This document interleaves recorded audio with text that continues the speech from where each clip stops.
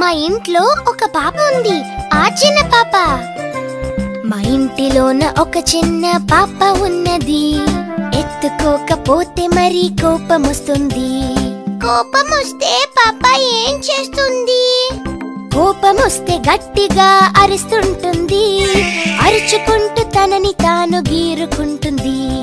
పాప ఒళ్ళు బరుకుని ఏం చేస్తుంది? ఒళ్ళు బరుకుని పాప ఏడుస్తుంటుంది. ఏడుపు కళ్ళ నుండి చిన్న ముత్యం రాలుతుంది. అయ్యో, పాప ఏడిస్తే అమ్మ ఏం చేస్తుంది? పాప ఏడుస్తుంటే అమ్మ ఏడుస్తూ వచ్చును. అయ్యో పాప అనుకుంటూ ముద్దు ఇచ్చును. ఇప్పుడు తెలిసిందా పప్పు, పాప ఎందుకు ఏడుస్తుంది అని? అమ్మ కోసమే కదా. పాప పట్టిన మొండితనం సార్థకమైనది, మొండి చేసి ఏడ్చినదంతా అర్థమైనది.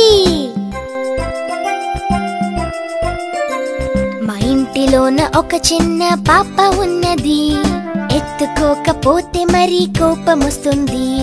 కోపమొస్తే పాప ఏం చేస్తుంది? కోపమొస్తే గట్టిగా అరుస్తుంటుంది, అరుచుకుంటూ తనని తాను గీరుకుంటుంది. పాప ఒళ్ళు బరుకుని ఏం చేస్తుంది? ఒళ్ళు బరుకుని పాప ఏడుస్తుంటుంది. ఏడుపు కళ్ళ నుండి చిన్న ముత్యం రాలుతుంది. అయ్యో, పాప ఏడిస్తే అమ్మ ఏం చేస్తుంది? పాప ఏడుస్తుంటే అమ్మ ఏడుస్తూ వచ్చును.